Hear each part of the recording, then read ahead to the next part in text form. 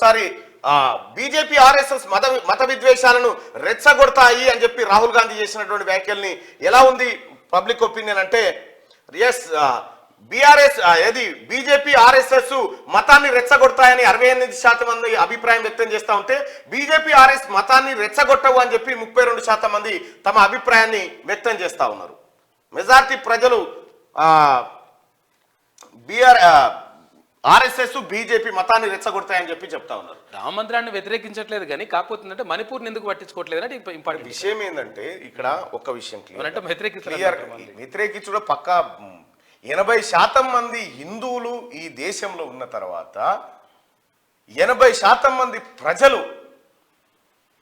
ఎంత సంతోషాలతో ఉన్నారో వీళ్ళని కాపాడేటువంటి శక్తులు ఏవైతే ఉన్నాయో ఈ 80% మందిలో ఎంతమందికి బువ్వ లేదు, ఎంతమందికి అంగి లేదు, ఎంతమందికి గూడు లేదు, ఎంతమందికి ఉద్యోగం లేదు అనేటువంటి టాపిక్ పక్కన పెట్టి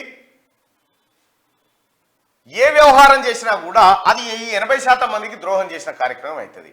ఏం చెప్పారు చిన్నప్పుడు ఏం చేసిరు? దేవునికి మొక్కు బిడ్డ, ధర్మం నిన్ను కాపాడుతుందని చెప్పారు. అది ఇడిచిపెట్టి ఇప్పుడు ధర్మాన్ని నువ్వు కాపాడాలి, నువ్వు రా అని చెప్తా ఉన్నారు. సరే ఏదేం చెప్పినా అందరికి విశ్వాసాలు ఉన్నాయి, అందరికి మతాలు ఉన్నాయి. ఇది లౌకిక దేశం. ఈ దేశంలో ఉన్నటువంటి భారత రాజ్యాంగ పీఠికలోనే ఈ అంశాలన్నీ పొందుపరుచున్నాయి. కాబట్టి ఓట్ల రాజకీయం చేయాలనుకుంటే వేరే అంశాలను ఎంచుకోండి. ఓట్ల రాజకీయాలు చేయాలనుకుంటే నరేంద్ర మోడీ గారికి రామ మందిరం ఆ ట్రస్ట్ పెట్టిరు, అందరం చందాలు రాసినాం, న్యాయం కట్టాలని చెప్పినాం. ఆ రోజు తెస్తే ఆ క్యూఆర్ కోడ్ స్కాన్లు పెడితే అవన్నీ చేసినాం, అందరి కాంట్రిబ్యూషన్ ఉంది దేశంలో.